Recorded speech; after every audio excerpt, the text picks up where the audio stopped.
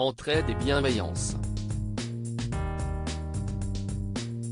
Telles sont les valeurs véhiculées par la petite maison dans la prairie dont chaque épisode avait l'habitude de se finir par un happy end quand bien même la famille Ingalls et les habitants de Walnut Grove pouvaient avoir été éprouvés par des drames personnels ou collectifs. À la tête de la famille Ingalls, Charles, interprété par Michael Landon, faisait d'ailleurs régulièrement office de sauveur pour les siens et ses concitoyens. Une image de père de famille idéal à laquelle le comédien ne collait pas vraiment en coulisses, selon les révélations de sa partenaire à l'écran Karen Grassley, ainsi que de l'inoubliable Nellie Olson incarnée par Alison Arngrim. Je pense qu'il y a eu un manque de communication à bien des égards, déplore aujourd'hui Melissa Gilbert qui a donné ses traits à l'héroïne Laura Ingalls. Interrogée par nos confrères de Télé Loisirs lors du festival de la télévision de Monte-Carlo, qui s'est tenu du 16 au 20 juin sur le Rocher, la comédienne de 59 ans a largement nuancé le portrait de Michael Landon dressé par ses anciennes partenaires de jeu.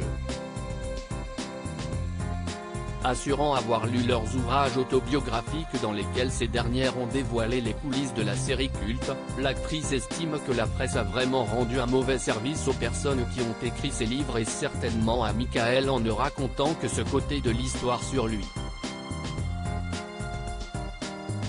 En réalité, les propos de tout le monde sont très pondérés, a-t-elle ajouté. Photo, Downton Abbey, The Crown, The Handmaid's Tale.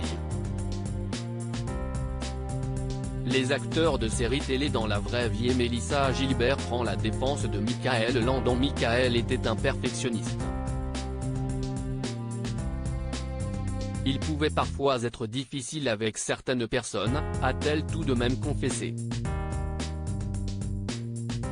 Quant à l'attitude sexiste et aux blagues parfois très déplacées du comédien, Melissa Gilbert, qui a par ailleurs dénoncé le comportement sexiste d'un célèbre réalisateur, évoque une autre époque et une autre mentalité. À l'époque, dans les années 1970, nous n'étions pas aussi politiquement corrects qu'aujourd'hui.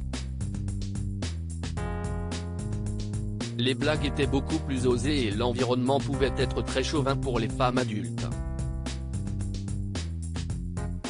Je me demande souvent ce que Michael Landon aurait à dire sur nous et ce qu'il aurait à dire sur cette époque que nous vivons. Je suis sûr qu'il aurait évolué et changé s'il avait eu l'occasion de le faire, a-t-elle assuré, toujours très attachée à celui qui a campé, de 1974 à 1983, son père. Et de conclure, Michael voulait simplement que nous fassions de notre mieux. Et lorsque nous le faisions, il nous récompensait en nous donnant beaucoup d'amour.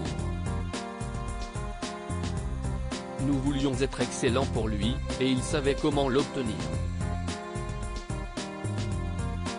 Le comédien, scénariste et réalisateur est décédé en 1991 à Malibu, à l'âge de 54 ans. Article écrit en collaboration avec 6 médias. Crédit photo, Denis Guignebourg.